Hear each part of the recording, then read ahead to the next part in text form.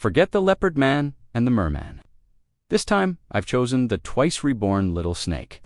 In my first life, I picked the leopard man. My cousin Lily cleverly manipulated her way into choosing at the same time as me, even though she was supposed to wait another year. The elders adored her and swiftly agreed. We stood side by side at the contract ceremony, selecting our ancient beastmen. The leopard man I bonded with was renowned for his incredible speed and strength, one of the most powerful beastmen in our family's history. Everyone praised my selection, but soon after, his condition began to deteriorate. I believed he just needed time to adjust, offering him patience, loyalty, and care. I didn't discover the truth until I was attacked by a group of rogue beastmen. The leopard man stood by, watching coldly as I was torn apart. Only after it was over did he unleash his full power, annihilating them in seconds. He stood over my broken body, his eyes devoid of remorse. "Your biggest mistake was choosing me," he stated. "You kept me from Lily." I died knowing he had loved her all along, resenting me for keeping them apart. In my second life, reborn with complete memories, I made a different choice. This time, I rejected the leopard man without hesitation and chose the merman instead. He was calm, elegant, and kind. Surely he would never betray me, but I underestimated him. He too was drawn to Lily.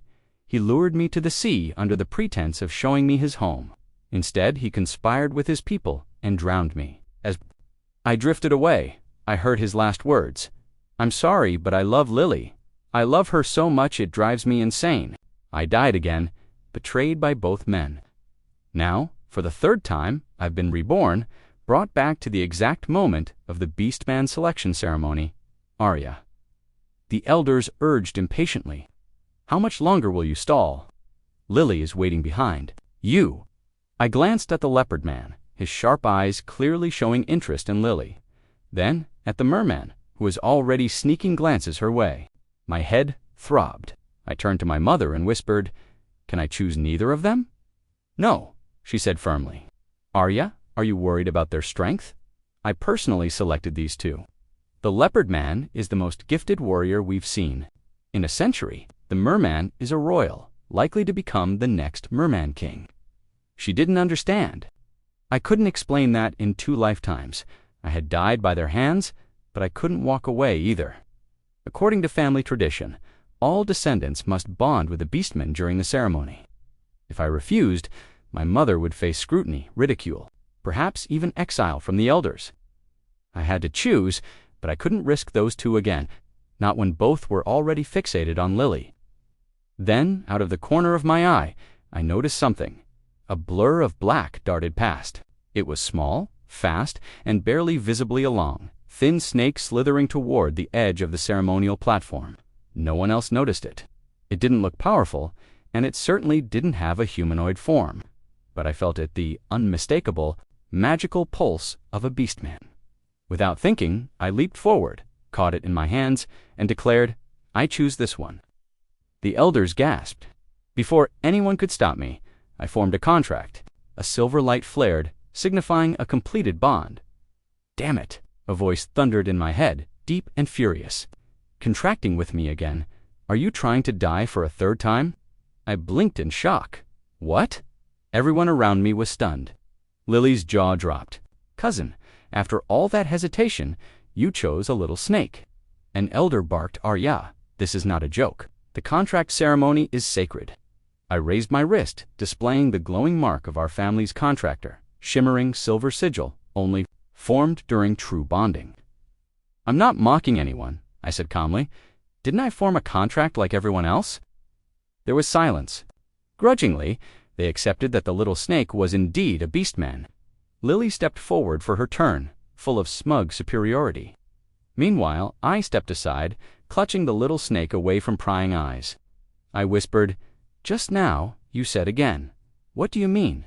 The snake didn't open its mouth, but its voice resonated in my head, low, magnetic, and full of restrained rage. "You've got some nerve asking that. My powers have nearly vanished. I was trying to escape this damned place, in your last life. And the one before that, you dragged me to death twice, each time just as I was close to regaining my peak form. I didn't want to be bound to you ever again, and yet you found me and forced a contract again." I stared at him, heart pounding. This wasn't just any snake. This was someone who had lived through my tragedies alongside me, someone reborn like me, and this time I wasn't going to let the past repeat. Lily stood across from me with a serene expression, completely unfazed. I didn't waste time. I launched the first attack. Within moments, she was wounded. Now it was time for our respective beastmen to enter the battle. Lily's smile twisted into something darker.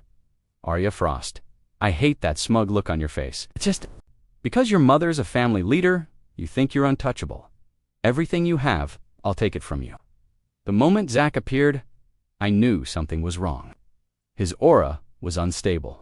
He had taken a forbidden drug, one that temporarily boosts a beastman's strength at the cost of tearing their body apart from the inside. If the meridians couldn't handle the overload of demonic energy, they would rupture, often resulting in death. "So what?" Zack said softly, eyes full of affection as he looked at Lily.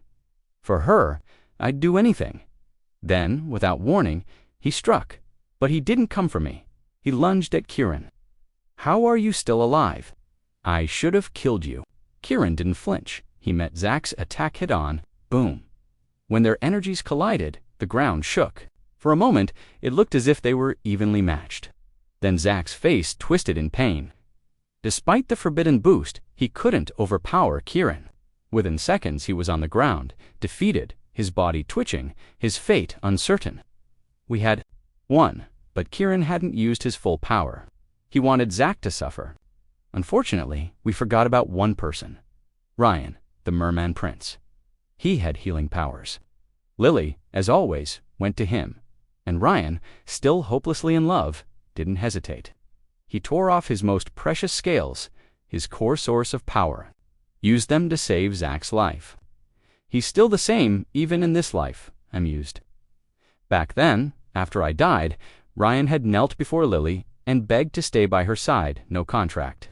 No conditions, just a poisonous vow. "I'll never betray you." And now, once again, he proved it, even if it meant destroying himself. Ironically, it was his betrayal of me that made him Lily's most loyal protector, loyalty, built on lies, but still more devoted than truth. Of course, not everyone appreciated that kind of loyalty, especially not his current contracted master, Rose. I stumbled upon them by chance, just in time to hear her yelling at Ryan, in the mist-shrouded hot springs. Ryan stood bare-chested, silently enduring the whiplashes from "Rose, Ryan," she snarled. "Have you forgotten who your contract is with? You are my beastman." Her whip cracked through the steam, striking his back with a wet sound. "And you gave your most precious scales to that low-status woman, Lily." That word, low-status, finally stirred something in Ryan. He raised his head slightly and said with calm defiance, "Lily is not low-status, and I plucked off those scales on my own." Rose's fury exploded. "Ha! You're still defending her?" she screamed, whipping him again and again. "Losing that scale has weakened you. Your cultivation will stagnate, and that affects me." Ryan's back was a mess of blood and torn flesh. Watching this from a distance, I grabbed Kieran's sleeve, ready to retreat silently, but Ryan turned his head, his eyes locking onto mine through the steam. "Damn," I whispered. "He saw me. He'll probably think I snitched and hold it against me." Kieran tilted his head, his voice eerily calm. "Well, you're destined to be enemies anyway. Why don't we strike first and kill them both?" His tone wasn't joking.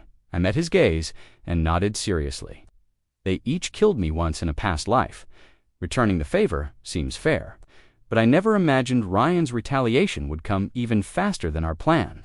The family had assigned me an external mission, standard but important. Then Lily conveniently stepped forward, all sweetness and fake guilt. "I feel terrible about what happened with Arya and Kieran," she said. "Let me take this mission for her, I insist." But Kieran had already shown me a hidden scene. Lily and Zack plotting. "Lily, this mission must be special. Arya might use it to boost her cultivation again. Zack then take it." "Lily, can I really?" "Zack, don't be afraid. I swear on my life, I'll protect you." Truthfully, I had no interest in that mission. It was far away, with no chance to see my mother again. I was happy to let her go. But then, late at night, I woke to cold fingers around my throat. Ryan, he stood over me in the moonlight, his hand squeezing my neck, his beautiful face twisted in quiet madness. "Where is Lily?" he hissed. "What? Where did you force her to go?" I slid a dagger from my sleeve. "How would I know? Don't lie to me. She went to complete your mission." Rose told me everything. Even though he'd already formed a new contract with Rose, he still cared so deeply for Lily. I couldn't understand her pull over him, but I had a plan. "All right, I'll tell you." Just as his grip loosened, I activated my spiritual energy and flipped the dagger upward toward his chest. It hit, but didn't pierce. Ryan laughed darkly. "I used the Merman clan's most sacred artifact, the spirit-avoiding pearl. You can't harm me." His hands began to tighten again. "Now, tell me, where is Lily?" But before he could finish his threat, he collapsed backward. Kieran stood behind him, his expression like ice. "You touched her," Kieran said darkly. "You want to die that badly." He transferred a burst of warm energy into me, healing my throat and calming my trembling limbs. "I was gone for one incense stick, and you've already ended up like this," he muttered. I didn't ask where he had gone. I was too shaken and too grateful. Ryan was immediately dragged before the family elders, but Rose, being the Grand Elder's granddaughter, and doted on by half the council, the so-called punishment sent him to the confinement tower to reflect for a month a mere slap on the wrist. My mother's face was hard with fury. She straightened her back, clearly ready to argue, but I gently grabbed her hand. "It's all right." "Mother," I said softly, "I'm fine. See?" She held my hand tightly, but said nothing, because I wasn't done yet. No, my plan had just begun. What I wanted wasn't just petty revenge. I was going to catch both Zach and Ryan in the same trap. But before I could make my move, something happened in the family, something that changed everything. Ryan escaped. Before fleeing, he killed his contract master Rose and was seriously injured in the process. The Grand Elder was furious. He immediately sent out dozens of elite family members to track down the traitor who had murdered his granddaughter. But after 10 days of relentless searching, there was still no trace of Ryan. He hadn't returned to his home waters, nor had he been seen in any nearby realm. At first, people assumed Ryan had simply wanted to break free from his forced contract and return to the sea as the merman prince he once was. But that theory fell apart, because while everyone was focused on hunting Ryan, Lily returned. She came back from her so-called mission, carrying more than just her usual smugness. Alongside her was Zach, her ever-loyal leopard man, and in her arms, nestled in a glass tank, swam a small silver fish. Of course, the truth became obvious soon enough. Lily had rescued Ryan. He had come to find her, and she had hidden him in plain sight, forcing him to shrink his entire body, revert to a fish form, and smuggling him back into the family grounds. In that tiny tank, and everywhere Lily went, she carried Ryan with her. Her obsession with him was so intense, so obvious, that even Zach, her first contracted Beastman, became irritable and unstable. He began picking fights, lashing out, always. Simmering with rage. That's how we ended up here. I was walking peacefully down the path when Zach suddenly stepped in front of me, blocking my way. I moved left, he moved left. I moved right. He mirrored me again. I didn't bother with words. I just raised my hand and struck. He sneered. "You think you can hurt me with that?" The next second, he was on the ground, spitting blood. "Impossible," he gasped. "Your cultivation how is it this strong already?" I didn't answer. I glanced at Kieran, who simply smiled faintly. This power? I owed it to the army of magical beasts Kieran had herded into the trial spirit realm to train me. I stepped over Zach's broken figure, but behind me, a high-pitched scream pierced the air. "Arya Frost," Lily shrieked. "How dare you hurt Zach?" She grabbed my wrist, calling out to the crowd that had started to gather. "Everyone, look. Arya Frost is abusing her status as the daughter of the family leader. She's attacking my Beastman." Zach, sensing the attention, weakly spat out another mouthful of blood and collapsed dramatically into Lily's arms. "Lily, I'm fine," he whispered. "Don't speak," she cried, glaring up at me with false righteousness. "Cousin, you owe me an explanation." I stared at her, deadpan. "An explanation? I hit him. That's it. What else do you want? A glimmer of satisfaction danced in Lily's eyes. This was exactly the reaction she wanted from me, arrogant, unreasonable, easily framed. But her joy lasted only a second, because I added, I didn't want to hit him. Her face twitched. I was just shocked, I continued, pulling a glowing object from the Air Lily's storage bag. Inside, I revealed the small glass tank. With one sharp movement, I shattered it on the ground and activated a force manifestation spell. In a flash, a figure emerged, a silver-haired man with a long fishtail Ryan. The crowd gasped. I pointed. Look, cousin, that little fish you've been carrying. It's not just any fish. It's Ryan, the merman who killed Rose. Zach helped you hide him. Lily's lips trembled. Zach, watching her reaction, slowly realized what was happening. She said nothing. His eyes, once bright with hope, dimmed completely. Moments later, Grand Elder's men arrived. Ryan and Zach were arrested on the spot. Lily immediately turned her back on them. Yes, it was all Zach's doing. I didn't know anything. I'm innocent. I thought it was just an ordinary fish. Since this merman is the murderer, let the Grand Elder deal with him. Zach, now hollow-eyed, didn't look back once as they dragged him away. Lily collapsed to the ground in tears. As Kieran and I turned to leave, Lily reached out and grabbed his sleeve. You're Arya's Beastman, right? She whispered, eyes wet. You're the one who saw through Ryan's disguise. You're so amazing. Kieran looked at me. I said nothing. He kicked her away without hesitation. Filthy thing, he spat. Later, while walking, he seemed upset. You didn't care about me just now. I blinked. You handled it fine. Honestly, that kick was impressive. He crossed his arms. It's different. Sensitive Snake Clan problems. Zach and Ryan were thrown into the suppression tower, awaiting public execution in 3 days. Lily wasn't punished, but once Zach died, she would lose her Beastman bond, and no one in the family even suggested she be allowed to find another. She was isolated, powerless, and panicked. She came to me, eyes red, voice trembling.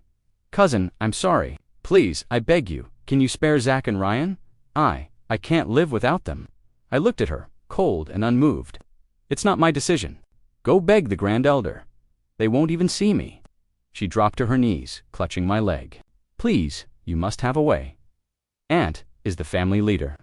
Her influence could save them. I yanked my leg free and stared her down. Oh, now you think my mother's power is great. Where was that belief when you spread lies with outsiders? When you said she was nothing but a puppet? And if she refuses your request this time, will you go whispering again that she's unworthy of her position? Lily lay on the ground for a long time without moving. Finally, she lifted her tear-streaked face and hissed, Arya Frost, seeing me like, this must make you very happy, right? Still so high and mighty, you haven't changed at all. Of course, I knew she wouldn't give up so easily. And sure enough, that night, Kieran returned and said flatly, Want to hear a joke? I'm not in the mood. I turned away. I was still annoyed. Lately, Kieran had been disappearing every night without telling me where he went.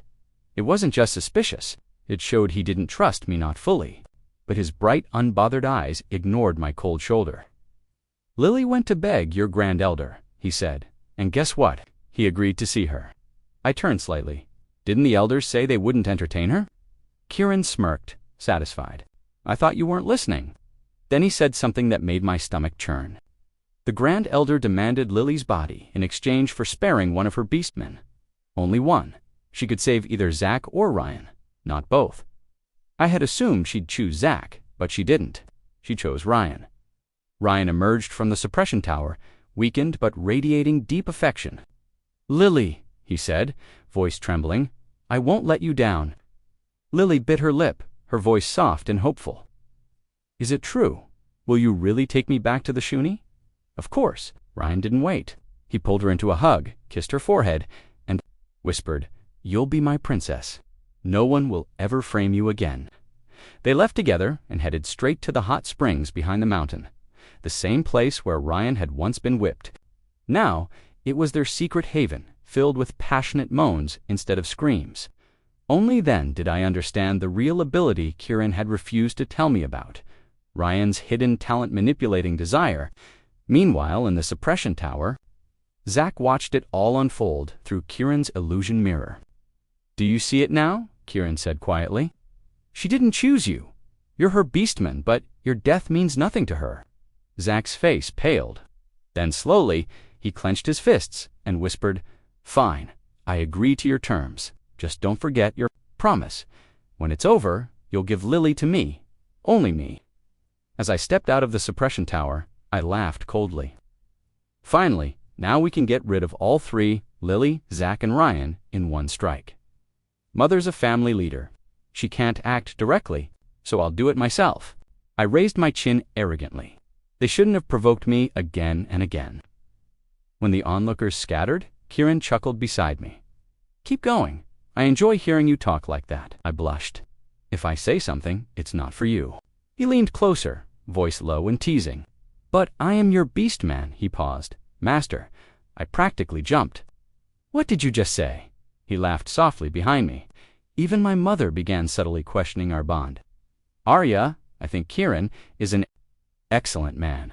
There's precedent in our clan. If you like him, I'll support it." I nearly choked. "Mother, can we focus on important matters first?" The day of Zach's execution arrived, but Lily didn't show up. On the platform, Zach knelt, his eyes dull and empty. Then, without warning, he ignited his soulfire. Normal death for a Beastman wouldn't affect the master, but soulfire was different. A Beastman's soulfire was bound to their master's spirit sea. If it burned out, the damage could cause madness or death. Finally, Lily pushed through the crowd, panic in her eyes. "Zach, stop it right now." Zach looked up, eyes wild. "Lily, you came. I knew you would," but he didn't stop. Lily screamed, "Don't you love me? If you burn your soulfire, you'll die, and so will I die." Zach's voice trembled. "So you do know. You knew what this meant, and still you didn't come to see me. I did everything for you. I always did everything for you, and yet you threw me away for him." Ryan, standing beside Lily, looked stunned. Then he gave a bitter smile. "Zach, we're the same, both of us. Love Lily to the point of madness. We would both die for her. Do you really want to drag her down with you?" Zach's breathing slowed. "Lily," he whispered, "my name is Zach, and I will love you forever." He stopped resisting the burn, planning to calm his fire. But in that moment, his eyes went wide with horror. The fire wouldn't stop. His soul fire had passed the point of no return. Zach turned his eyes to me, his voice cracking with pain. "Arya, what did you do?" "You told me this soul fire could be stopped." I blinked innocently. I didn't do anything, and that was the truth. I hadn't done a thing. That's why Zach's fire couldn't be stopped. It burned him from the inside out until there was nothing left. "What?" Zach asked, eyes wide with disbelief. You promised me. You said you'd cast a secret spell on me, so I could stop the soul fire at will." "You lied." I smiled coldly. "Yes, I lied to you, Zach." Zach let out a roar of rage. Despite the agony ripping through his body and soul, he launched himself at me in a final burst of desperation. But with one effortless strike, I sent him flying back to the execution platform, his body slamming hard against the stone. He never got up again. His mouth trembled, but no words came out. His soul fire was already past the point of no return. All he could do was stare at Lily in the distance. His last gaze held only love-foolish, unwavering love. But Lily didn't even look back. She was screaming and crying, clawing at Ryan's arm. "Ryan, I don't want to die. What should I do?" "I don't want to die." Ryan, usually so calm, looked completely lost. Lily, realizing Ryan had no answer, turned to run toward me, perhaps to beg for mercy from the one who orchestrated it all. But I had no intention of letting her near. Blood poured from her mouth. Her spirit sea was unraveling. Ryan's healing could only delay the inevitable, not stop it. Then a deep voice boomed across the platform. "Enough." Everyone froze. The Grand Elder strode forward, fury blazing in his eyes. He reached Lily and quickly fed her a high-grade spiritual pill. Her condition stabilized instantly. His tone was sharp, accusing. "Arya Frost, how dare you defy family ethics and collude with a criminal like Zach to harm your own cousin?" A group of 5 elders followed behind, carrying spiritual chains. Her behavior is outrageous. We will imprison her in the spirit prison immediately. Punishment will be decided later. I'd like to see who dares. My mother's voice cut through, the air like lightning. She raised a golden magical artifact, and a glowing barrier sprang up between me and the elders, making their chains recoil. The Grand Elder's gaze turned sharp and calculating. "Family leader, are you shielding your daughter?" "This isn't shielding," my mother said evenly. "It's called trust. I believe in my daughter. She would never do what you claim." The second elder scoffed. "Humph! Today, she schemed to make Zach burn his soul fire and nearly caused Lily's death. It happened in front of everyone." The Grand Elder raised his hand, and a magical screen shimmered to life in the sky. It played scenes from the suppression tower. My secret conversation with Zach, his agreement, my plan. Then the scene shifted. To me outside the tower, saying, "Finally, we can get rid of Lily and those 2 annoying beastmen in one go. Mother is the family leader and can't act directly, so I'll do it myself." Who told them to be so blind as to provoke me again and again? The crowd gasped. The atmosphere boiled with tension. Lily covered her face, sobbing pitifully. "Cousin, I never thought you were like this. What did I ever do to deserve this? Why do you hate me?" The Grand Elder stepped forward, triumphant. "Surprised, aren't you, Arya Frost? I knew how vicious you were. That's why I laid all these traps in advance." He looked down at me with arrogant satisfaction. "Now confess." I tilted my head and let out a laugh. "Confess?" I narrowed my eyes, then lifted my chin proudly. "Of course not. One carefully edited scene isn't proof. I have more." Behind me, Kieran raised his hand. Another projection appeared, this time from our side. The first scene showed the Grand Elder forcing Lily down, telling her she had to offer her body to save just one beastman.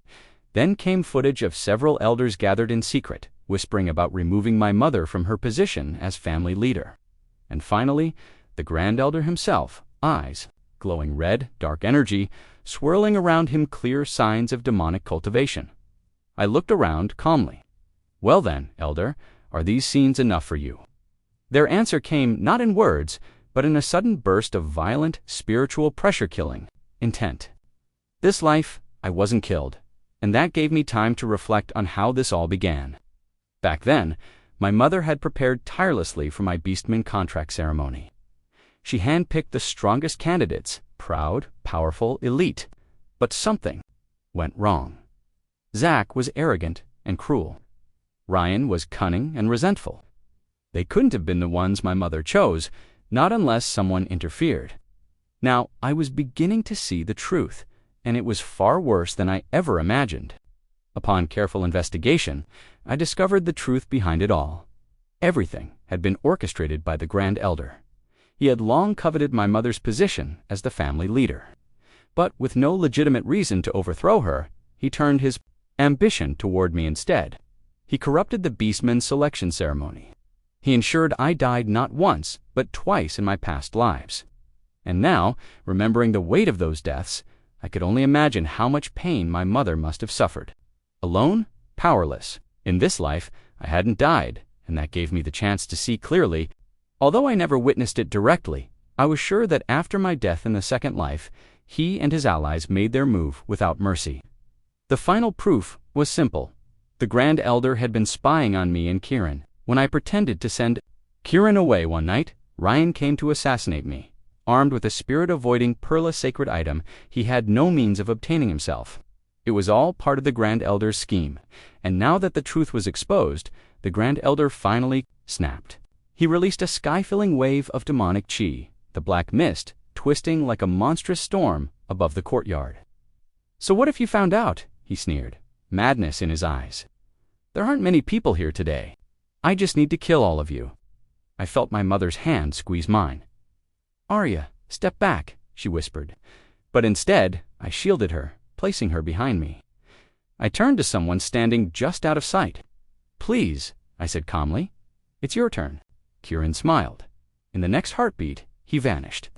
A blink later, he reappeared directly in front of the Grand Elder. With one precise motion, his clawed hand plunged into the Grand Elder's chest, and withdrew a still-beating, blood-red heart. Kieran crushed it in his palm. The Grand Elder gasped, "Impossible! You are." He never finished the sentence. He died in shock, never realizing how quickly his end would come. As for the remaining elders, I had made a prior agreement with Kieran. They were mine. I needed the practice, and so I took them on. Those once arrogant, white-bearded sages who stood above me in 2 lifetimes now lay trembling at my feet like dogs. When I was done, I handed them over to Mother for punishment. Then I walked toward Lily. She was still alive, her face pale as snow, her body trembling uncontrollably in Ryan's arms. "Don't kill me, cousin. I beg you, please," she whimpered. "I play tricks, yes, but I never tried to kill you. You can't. I'm innocent." Ryan pulled her closer, shielding her with his arms, glaring at me. Too bad for him. His glare was worthless. With a flick of my hand, I ripped him from her grip and forced him back into his original fish form. Then, coldly, without hesitation, I cut off his tail. The stench of blood hit the air. Lily was so terrified she lost control of her bladder. Right there, I tilted my head and smiled. "Are you sure you never wanted to kill me?" "Even if you didn't, people like you drew killers to me again and again. How innocent am I really supposed to be about that?" I showed mercy only once, and that was letting Lily die with Zach and Ryan together in disgrace. When I saw their lifeless bodies piled on the execution platform, tangled with Zach's burnt remains, I felt nothing. No guilt, no fear, only peace. The frustration, hatred, betrayal, and pain of 2 entire lifetimes evaporated in that single moment. Later, I told my mother everything. The deaths, the betrayals, the twisted contracts. I spoke of it as a dream. She listened in silence, then pulled me into her arms and held me tightly. "A dream like that," she whispered, "my Arya will never have again." With the Grand Elder exposed and executed, my mother's position as family leader became unshakable, and I, for the first time, had the freedom to leave the estate and explore the world beyond. But I was never truly alone. There was always someone. At my side, a Beastman in black robes, black hair, eyes that in certain light gleamed with vertical pupils. Kieran.